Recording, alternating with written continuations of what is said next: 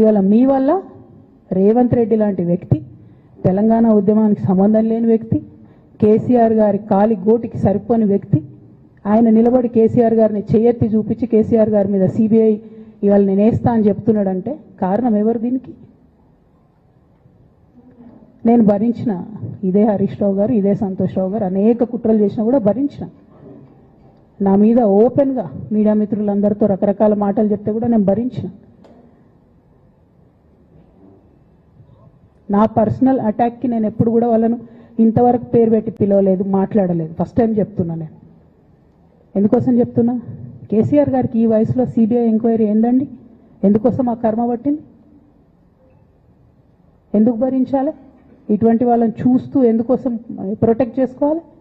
BRS party తమ్ముల కోపం రావచ్చు, కానీ వాస్తవాలు చేదుగున్నా అప్పుడప్పుడు మాట్లాడుకుంటేనే, మందు తీసుకుంటేనే ఆరోగ్యం మంచిగా అవుతుంది. ఇట్లా చెప్పుకుంటూ పోతే చాలా చాలా అంశాలు ఉన్నాయి. వాటన్నిటి జోలికి నేను పోదలుచుకోలేదు. కానీ కేసీఆర్ గారు హిమాలయ పర్వతం అంత ఎత్తు లాంటి పర్సనాలిటీ ఆయనది. ఆయనను చేయబెట్టి చూపించి అవినీతి అని అంటే నిజంగా చాలా బాధ అవుతా ఉన్నది. ఎందుకంటే నా పెళ్ళప్పుడు నా పెళ్లి చేయడానికి కూడా ఇబ్బంది పడ్డటువంటి వ్యక్తి ఆయన. రాజకీయాలలో 40-50 ఏళ్ళు ఉంటే కూడా ఆస్తులు సంపాదించుకోలే కేసీఆర్ గారు. అనేక మంది అలా మాట్లాడుతుంటారు, చాలా మాటలు మాట్లాడుతుంటారు. కానీ నాకు తెలుసు, నేను దగ్గరుండి ఆర్థిక పరిస్థితి చూసిన కాబట్టి ఎన్నడూ ఆయనకు ఆశ లేదు. అటువంటి మనిషిని పట్టుకొని సిబిఐ ఎంక్వైరీ ఇస్తాం, ఇదేస్తాం, అదేస్తాం. ఎవరు కారణం దీనికి అంతటికి? ఈ చేతగాని కాంగ్రెస్ ప్రభుత్వం మీ ఏసీబీ వాళ్ళు పోయి కాళేశ్వరంలో పనిచేసిన 3 ఇంజనీర్లను పట్టుకుంటే ఒక్కొక్క ఇంజనీర్ దగ్గర 100 కోట్ల ఆస్తులు వెళ్తే మీకు ఎందుకు ఎంక్వైరీ చేసే దమ్ము లేదు? వాళ్ళు వెనకాల ఎవరున్నారో ఎందుకు ఎంక్వైరీ చేస్తలేరు? ఖచ్చితంగా నేను ఇవాళ చెప్తా ఉన్నా, హరీష్ రావు గారు వెనక, సంతోష్ రావు గారు వెనక రేవంత్ రెడ్డి గారు ఉన్నారు. వాళ్ళని ఖచ్చితంగా కాపాడతారు అన్ని విషయాలను. వాళ్ళని ఏమనరు, వాళ్ళ గురించి ఏం మాట్లాడరు. బాణం ఎంతసేపు కేసీఆర్ గారి మీద ఉంటుంది. కేసీఆర్ గారిని మాట్లాడాలి, కేసీఆర్ గారిని బదనాం చేయాలి. కానీ దగ్గరుండి ఈ అవినీతి అనకొండలు బీఆర్ఎస్ పార్టీని ఏదైతే డిస్టర్బ్ చేసిండ్రో వాళ్ళని మాత్రం ఏమనరు. ఈ ఇంటర్నల్ అండర్స్టాండింగ్ అనేది ఎక్స్పోజ్ కావాలి. రేపటి నుంచి నేను ఛాలెంజ్ చేసి చెప్తున్నా కదా, రేపటి నుంచి ఏం మాట్లాడతారు తెలుసా? ఈ మొత్తం బ్యాచ్లన్నిటికీ సోషల్ మీడియా బ్యాచ్లు ఉన్నాయి. వీళ్ళందరికీ బాగా చాలా చాలా బ్యాచ్లు ఉన్నాయి. వాళ్ళంతా రేపటి నుంచి ఏమంటారు? నన్ను ఒకళ్ళు బీజేపీ ఆపరేట్ చేస్తుందంటారు, ఒకళ్ళు కాంగ్రెస్ ఆపరేట్ చేస్తుందంటారు, ఒకళ్ళు రేవంత్ రెడ్డి చెప్తే మాట్లాడుతుందంటారు, ఇంకోళ్ళు బండి సంజయ్ చెప్తే మాట్లాడుతుందంటారు. ఖబర్దార్ బిడ్డ, నేను ఎవరు చెప్తే ఆడేటటువంటి తోలుబొమ్మని కాదు. నాది నాది నాది నాది కేసీఆర్ బ్లడ్, నాది తెలంగాణ బ్లడ్. ఇండిపెండెంట్గా నేను అనుకున్న విషయాన్ని చెప్తున్నాను. దానికి పొలిటికల్గా ఇబ్బంది అయినా, కష్టమైనా, నష్టమైనా నేనే భరిస్తా. కానీ దేవుళ్ళ లాంటి మా నాన్నను ఇవాళ సిబిఐ ఎంక్వైరీ చేసిండ్రంటే కడుపు రగులుకపోతా ఉంది ఒక బిడ్డగా. అందుకే చెప్తున్నా, ఇన్ని రోజులు చెప్పలే. ఆ మధ్యలో పోయినసారి నా కొడుకు గ్రాడ్యుయేట్ అయినప్పుడు వచ్చినప్పుడు నేను మా నాన్నకు రాసుకున్న లెటర్ లీక్ చేస్తే కూడా ఆ 70, 80, 90 రోజుల నాకు నరకం చూపిస్తున్నారు. ప్రతిరోజు సోషల్ మీడియాలో ఇష్టం వచ్చినట్టు రాపిస్తున్నారు. ఎప్పుడు వీళ్ళ పేర్లు తీసుకోలే, ఇష్టం వచ్చినట్టు ప్రెస్ వాళ్ళకు మాట్లాడుతూ చాలా విషయాలు చెప్తున్నారు. ఎప్పుడు వాళ్ళ పేర్లు తీసుకోలే. ఇలా తీసుకుంటున్నా, ఎందుకంటే విషయం నాది కాదు. ఇది తెలంగాణ పరువు ప్రతిష్టకు సంబంధించిన విషయం. ఇలా దేశంలో ఏ మూలకు పోయినా, ఎక్కడికి పోయినా కేసీఆర్ అంటే ఒక మహానాయకుడు, త్యాగం చేసిన నాయకుడు అని చెప్పి మాట్లాడతారు. రేపటి నుంచి ఏం మాట్లాడతారు? సిబిఐ ఎంక్వైరీ చేస్తే ఏం మాట్లాడతారు? కేసీఆర్ అంటే సిబిఐ కేసు అంటారు.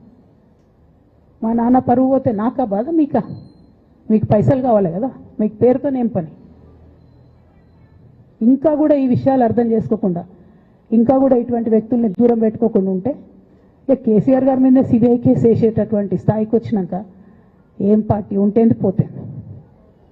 బీఆర్ఎస్ పార్టీ నాయకులు నన్ను తిట్టుకున్నా సరే, లోకల్ బాడీ ఎన్నికలలో నాకు నష్టం జరుగుతుంది అనుకున్నా సరే, మా నాన్న మీద సిబిఐ ఎంక్వైరీ పడ్డాక ఏముంది, తొక్కల ఎలక్షన్ ఒకటి గెలుస్తారు, ఒకటి ఓడిపోతారు. అసలు ఓడిపోయే పరిస్థితి ఎట్లా వచ్చింది? ఇటువంటి దుర్మార్గుల వల్ల కాదా వచ్చింది? ఆలోచన చేసుకోవాలి కదా. అంటే నా దగ్గర పైసలు ఉన్నాయి, టీవీలు ఉన్నాయి, సోషల్ మీడియాలు ఉన్నాయి, ఏటు పడతాటు మాట్లాడతామంటే తోలు తీస్తాం చెప్తున్నా నేను. గీత గీసుకుంటాం బిడ్డ. మీరు ఒక్క కమెంట్ పెడితే మేము 10 చేస్తాం. ఏది పడితే అది మాట్లాడచ్చు సోషల్ మీడియాలో అనుకుంటూ చూసుకుంటూ ఊరుకుంటున్నా.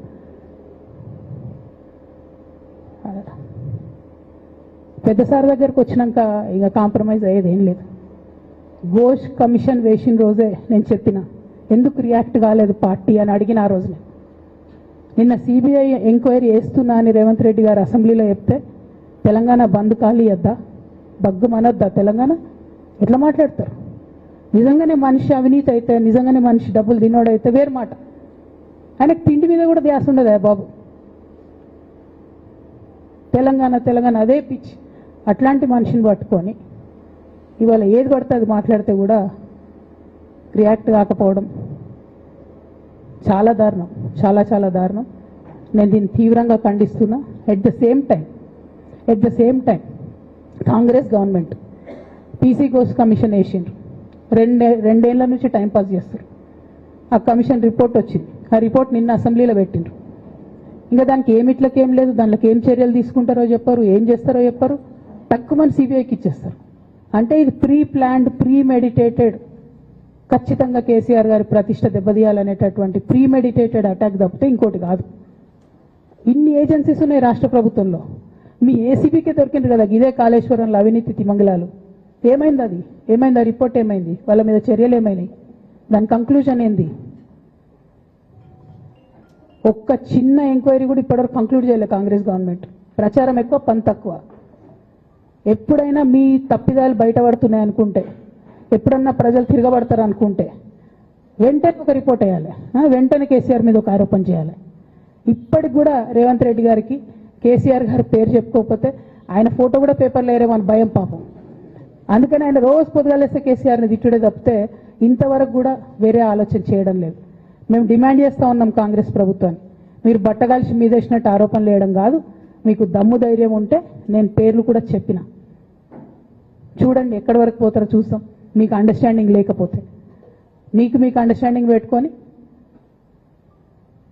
కేసీఆర్ గారిని టార్గెట్ చేయడం ఇది పొలిటికల్గా కరెక్ట్ కాదు. మన రాష్ట్రంలో ఇటువంటి వాతావరణం ఇదివరకు లేకుండే, రేపు పొద్దున కూడా ఉండొద్దని చెప్పి నేను కోరుతాను. కాంగ్రెస్ ప్రభుత్వం కేవలం కాళేశ్వరం విషయమే కాదు, బీసీల విషయంలో ఎంతగా మోసం చేస్తున్నారు. ఫస్ట్ ఏమో బిల్లు పెడతారు, మేమందరం లొల్లి పెడితే టైంపాస్ చేసి 1.5 years తర్వాత బిల్లు పెట్టిరు. బిల్లు పెడితే కనీసం గవర్నర్ దగ్గర పోరు, కనీసం రాష్ట్రపతి దగ్గర పోరు, ప్రధానమంత్రి దగ్గర పోరు. గవర్నర్ పెండింగ్ పెట్టుకుంటే ఎందుకు సుప్రీంకోర్టు కోతలేరు? ఇంకా కూడా మళ్ళీ ఛాలెంజ్ చేసి అడుగుతా ఉన్నాను నేను, ఎందుకు సుప్రీంకోర్టు కోతలేరు?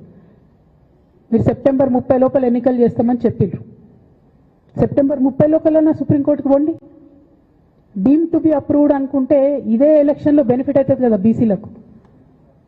ఆ తర్వాత ఇంకొక ఆర్డినెన్స్ తెచ్చిరు, అది పెండింగ్ ఉంది గవర్నర్ దగ్గర. కనీసం దాని మీద సుప్రీంకోర్టు కోండి, దాని మీద కూడా పోతలేరు. మళ్ళీ నిన్న కొత్త కథ, 50% స్లాబ్ ఎత్తేస్తామట. కామెడీ రోజుకి. ఏంది ఇది? ఎందుకోసం అంటే ఇదంతా బీహార్లో ఎన్నికలు అవుతున్నాయి. వాళ్ళ రాహుల్ గాంధీ గారి పిఆర్ యాక్టివిటీకి రోజు ముచ్చడి చెప్పాలి ఆయన.